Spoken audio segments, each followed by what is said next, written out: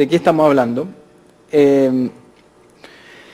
en ese sentido, una de las cosas que Andrea mencionó anteriormente, lo que de hecho es bien sorprendente y tiene implicancia respecto de cómo uno debería vender, si ustedes quieren, el producto, es que existe si bien hubo un aumento significativo entre el 2006 y el 2009 en el número de salas cunas, todavía existe una demanda nula por estos servicios. Y Andrea mencionaba algunas de estas cosas, yo simplemente le voy a dar algunos números.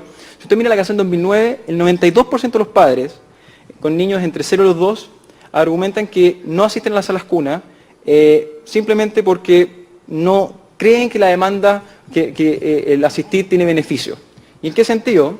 Bueno, ellos dicen que la verdad es que los cuidan mejor en casa, no ven la utilidad de asistir, desconfío del cuidado que podría recibir, se enfermaría mucho o bien el horario me incomoda. Esa es la respuesta que este 92% de las personas reporta. Lo interesante es que después cuando uno mira entre 2 y 4, esto es un 87%, y entre 4 y 6 es aún un 78%. O sea, incluso un aumento de cobertura, todavía existe una demanda cautiva acá, ¿cierto?, que no está siendo desarrollada, en el cual la gente no considera la educación temprana como una cosa prioritaria. El segundo elemento tiene relación con oferta. Y lo que ustedes ven en estas figuras es una cosa que estamos haciendo, tratando de entender dónde los centros están ubicados. Y ustedes, este es Gran Santiago, y todos los que ven ahí, esta información que obtuvimos de Junji, ustedes ven ahí los jardines infantiles privados, públicos, y la ubicación geográfica de los mismos. Los privados, adivinen cuáles son, los amarillos.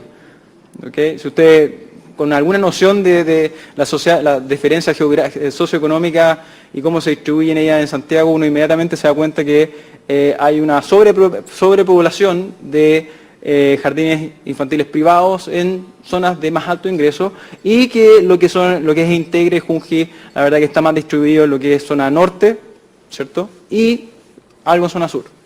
Entonces, tenemos que entender cuál es la demanda primero, qué es lo que ocurre con este 92%, 87% de personas de hogares que deciden no enviar a sus niños, y qué pasa con esto, lo que es el componente de la oferta. ¿Dónde están los centros? ¿Qué es lo que ofrecen? ¿Cuáles son los precios? ¿Cuál es la calidad que ofrecen? ¿Cuál es la infraestructura?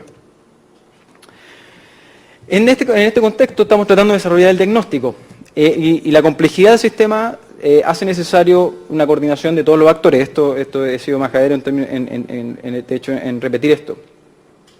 Sabemos que existe evidencia respecto de la rentabilidad de intervenciones tempranas, tanto de perspectiva económica como sociales.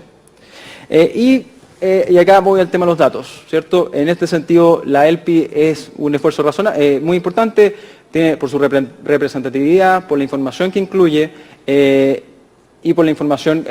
Ahí puse calidad con signo de interrogación porque la verdad que es un elemento que todavía no tenemos y es importante, como mencionaba Andrea, avanzar en ese sentido, tratar de incorporar información respecto de cuál es la calidad que se ofrece en el sistema. ¿Cómo intervenir? Y en ese sentido es importante, y hay algunas cosas en las cuales también el Ministerio ha estado metido, en términos de cuál es el impacto que puede tener una política de primera infancia sobre, por ejemplo, el mercado laboral, que no es menor, en términos de, por ejemplo, cuáles los incentivos para madres de transitar de un modelo en el cual pasa mayor tiempo con su hijo en casa a un modelo en el cual envía al niño al jardín infantil o a la cuna y participa en el mercado laboral.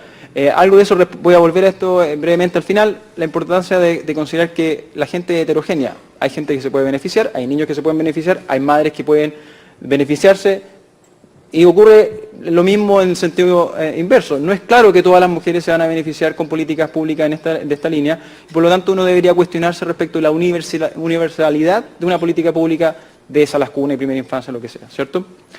Respecto del lado de la oferta, ¿qué es lo que se hace en los privados? ¿Dónde están los privados? ¿Cómo se financian? ¿Cuánto cobran? ¿Qué infraestructura tienen? ¿La competencia en el mercado de educadoras? ¿Quiénes son los directores de estos centros? ¿Cuál es el currículum? Y eso es fundamental. Los invito a llamar por teléfono a Jardines Junji, Integra, y empezar a consultar respecto al currículum que desarrollan. La verdad que es importante avanzar en esa línea. Los problemas de información. Y en ese sentido la ELPI nos puede ayudar a hacer algunas cosas en esta línea. Simplemente para poner números, no sé, lo voy contando, estamos analizando, con esta base uno podría analizar cosas como por ejemplo la demanda en cada momento del tiempo respecto de cada uno de los operadores del mercado. Lo que es privado, Junji, Integra, ¿cierto? Y los VTF también son parte de esta información. Y por qué la gente no decide mandar a los niños, ese es el primer elemento.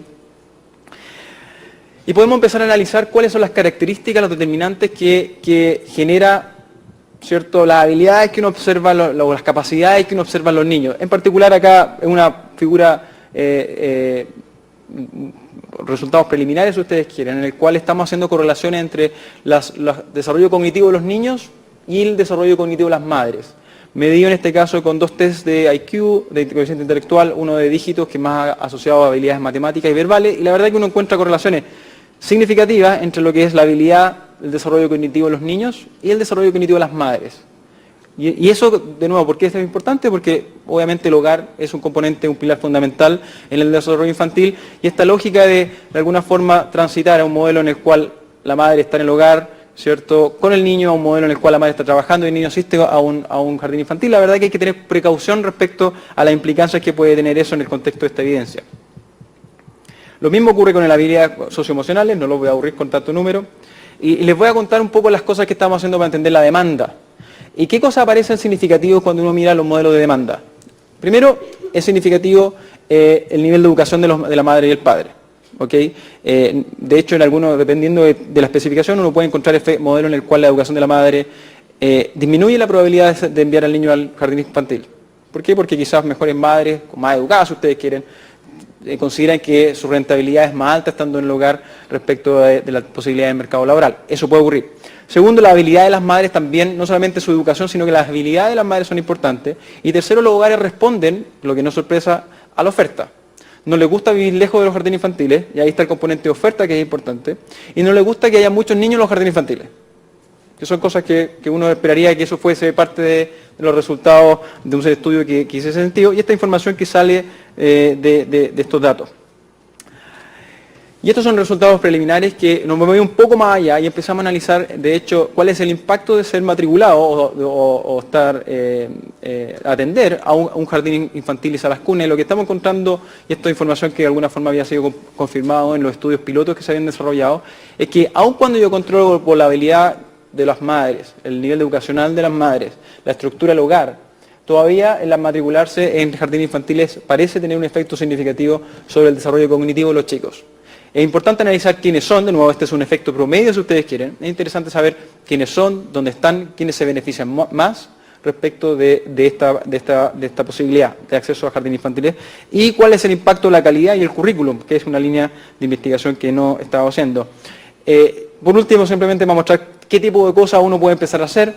Esta es una figura en que le muestra el desarrollo cognitivo de los chicos en función de las habilidades cognitivas y socioemocionales de las madres. Entonces, cuando ustedes se mueven en los ejes de 1 a 10, aumenta la habilidad cognitiva de las madres, de 1 a 10 en el otro eje aumenta la habilidad socioemocional de las madres, y la figura de colores rojos son niveles de habilidad cognitiva más altos, azules son niveles de habilidad cognitiva más bajos. Y tanto habilidades socioemocionales como cognitivas son importantes determinantes del desarrollo cognitivo de los chicos. Eso quiere decir, ojo con el hogar, ¿cierto? Ojo con el rol de la familia. Es importante además el tener en consideración modalidades de jardín infantil en las cuales las madres, ¿cierto?, y hogares sean un jugador importante. Entonces, simplemente para concluir, me pasé en 6 minutos. Número 1, esto debe ser una prioridad para efectos del desarrollo del crecimiento económico sustentable del país. Y eso de ustedes de hecho ven el último documento que preparó el gobierno respecto de la agenda pro crecimiento. Cuando se analiza educación, se analiza en particular en lo que es en el contexto de educación temprana, porque esto debe ser un canal, una visión de largo plazo, ¿cierto?, para efectos de asegurar crecimiento económico y desarrollo. 2, cambio cultural. No estamos hablando de guarderías, estamos hablando de educación temprana, y ese es un concepto importante de hacer. Yo creo que es clave el avanzar en esa línea. 3, prácticas basadas en evidencia. Tenemos suficiente evidencia, tenemos a los investigadores más importantes, no solamente de Chile, pero del planeta, interesados en lo que está pasando en Chile. Es una cosa que tenemos que utilizar. Existe mucha evidencia desarrollada dentro del país que también hay que utilizar, y eso muchas veces no se hace. 4, ingredientes, cobertura, sin duda, con calidad. Y ese trade-off, es un trade-off que hay que hacerse cargo, ¿cierto? Hay que tratar de hacer las dos cosas. Uno tiene que caminar y comer chicle al mismo tiempo. Y este en particular es un caso ¿cierto? Este es un caso de particular importancia. ¿Cuáles son los objetivos? La verdad es que al final del día lo que uno quiere es eliminar las desigualdades. Esta lógica de lo increíble que es que niños en un comienzo aparezcan iguales y después de 4 o 5 años ahora lucen diferentes es una cosa que no puede ser permitido en el contexto de una economía en vía de desarrollo como la chilena, con los niveles de desarrollo económico que tenemos. Eso es una necesidad importante, prioridad número 1 para efectos del desarrollo de políticas públicas. Y último, pero no menos importante, es la evaluación y el diseño. El evaluar tiene implicancia respecto de cómo uno diseña políticas públicas. Esta idea de hacer todo de una vez, ¿cierto? Y hacerlo grande, tiene sus beneficios, pero tiene sus costos. ¿Y cuáles son los costos? Es que es súper difícil poder aprender y modificar las cosas en el camino. Y eso es una cosa que un buen diseño que tenga en consideración la evaluación va a poder considerar, y eso es fundamental para efecto de lo que estamos haciendo hoy día en educación.